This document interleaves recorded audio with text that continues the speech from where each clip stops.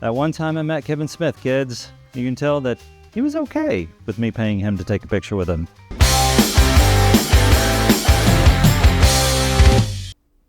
Kevin Smith is back after the third installment of Clerks in 2022 with an almost prequel to, I want to say, the Leonardo New Jersey series or the Kevin Smith anthology, maybe the Jay and Silent Bob universe movie series. I don't know. Now, I saw this movie, actually I had to hunt this movie down because it was playing only on one screen in the Dallas, Texas area at an AMC.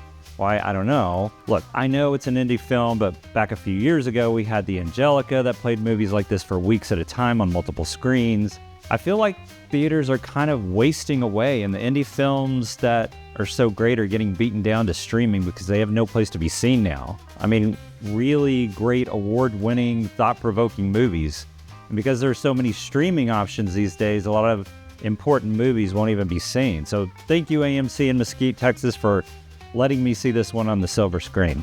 The 4:30 movie follows Brian David, played by Austin Zajur, I'm so sorry, and his friends Bernie, played by Nicholas Creo, and Belly, played by Reed Northrup, spending the day at the movies, experiencing all the ups and downs of trying to sneak into an R-rated movie while waiting for Brian's longtime crush Melody to show up so that they can see this movie together. The movie starts with some beautiful 80s nostalgia and a classic 80s song to open up the movie. Brian, who is a younger Kevin Smith in this movie, calls Melody, played by Siena Agudong, at her family's Chinese food restaurant while she's working, and after some back and forth with some really cute flirting over the phone and some funny jokes, he asks her to the 4:30 movie. She, of course, says yes, and then we're off to the races. Brian meets up with his friends, and they plan to buy tickets to a PG movie and sneak into a couple of rated R movies, including the one Brian wants to see with Melody. While at the theater, the guys have to avoid the theater manager, Manager Mike, played by the very funny and very neurotic Ken Jeong. The film is written for 5 types of people, in my opinion. Cinephiles, of course, lovers of the 80s, Kevin Smith fans, and I think Kevin Smith himself, and Kevin Smith's friends. And honestly, I ain't even mad about it. Being a Kevin fan from the beginning, I appreciated what he did in this movie. He has this world that you want to be a part of and a world that you want to live in. Characters who you want to be friends with, and when he makes movies that connect these worlds together and these characters together, and you see the growth in these characters through the years, it's pretty great, and it gets you in the feels. When I saw Clerks in the 90s, I wanted to jet off to New Jersey just to hang out with this guy who made this film from nothing. I never did. I wish I did somehow. He gave all of his crazed movie fanatics hope that one day we too could do what he did. He loves his fans so much, and I think it's because he's a fanboy like the rest of us. Star Wars, Marvel movies, comics, he's such a huge fan like we are, and he connects to us because we are fan-like-minded. He's a fanatic too. Like last year, I finally had a chance to meet him. Well, I paid to meet him, but even though he makes you feel special. When I was waiting to get this picture with him, I saw that everyone he greeted, including me, he was like, come on. And you get a big, genuine hug and a smile. And I met him again that day to get something signed from him and Jason Mewes, and we had a short conversation about Buckaroo Banzai and Peter Weller and Smodcast. And you can tell when you talk to him that he really genuinely enjoys talking to his fans and fans of movies in general. His stories about his movie career are addicting, and I could listen to him for hours. All that being said, he makes films for the fans. Now, him making this for his friends, you see a lot of familiar faces in this movie. People who are only in it for a few minutes to a few seconds. You get to see Jeff Anderson, Harley Quinn Smith, Scott Mosier, Jason Mewes, Jason Biggs, just to name a few. He loves his friends, and I think he loves sharing them with us, the fans. Actually, Brian O'Halloran shows up at the end for a deleted scene, so make sure to stay after the credits. And the first thing I thought was, dude, I miss this guy. He must have shot this before he died.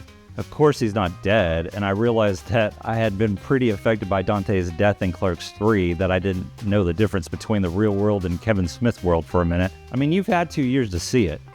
The only problem with this is that I wanted to see more of them, like Justin Long, for instance. He was hilarious. He had me laughing the whole time he was on screen.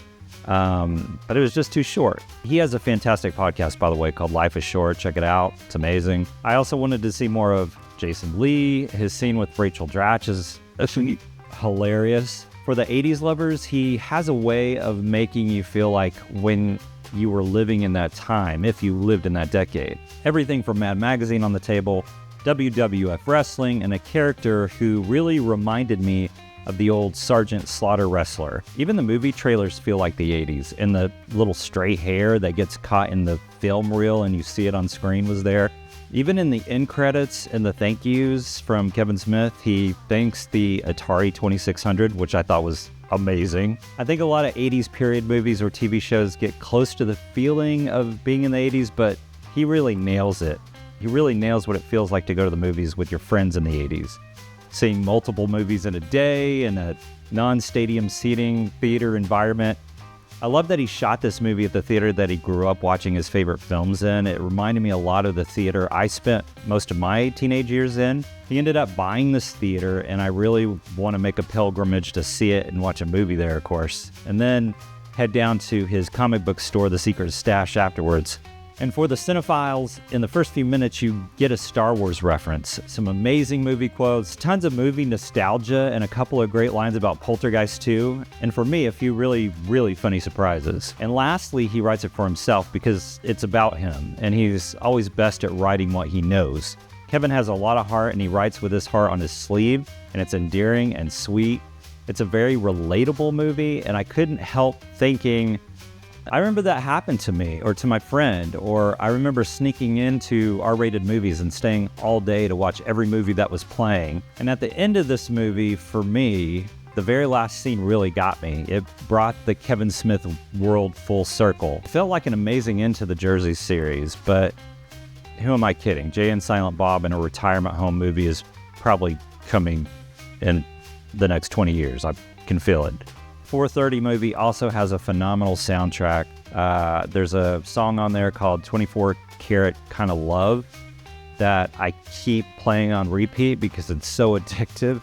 I mean, the movie has such a great soundtrack. I mean, the composer is phenomenal. It makes you really feel that 80s vibe. The 4:30 movie is a sweet film with a ton of heart and nostalgia, some great writing, funny dialogue, and has a great cast. If you're a Kevin Smith movie fan, you'll love this one. If you're not, it may make you one. It's campy and funny, and the friendships between the guys feels authentic and familiar, along with the love story. This movie is about a love for movies and why we love them so much in a time where movies seem bigger, more epic, and dare I say, more loved.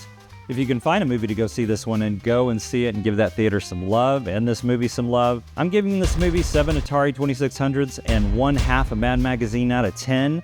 It's a fantastic movie. Loved every minute of it. And remember, don't wait till it streams. Let's go to the theaters and see it together.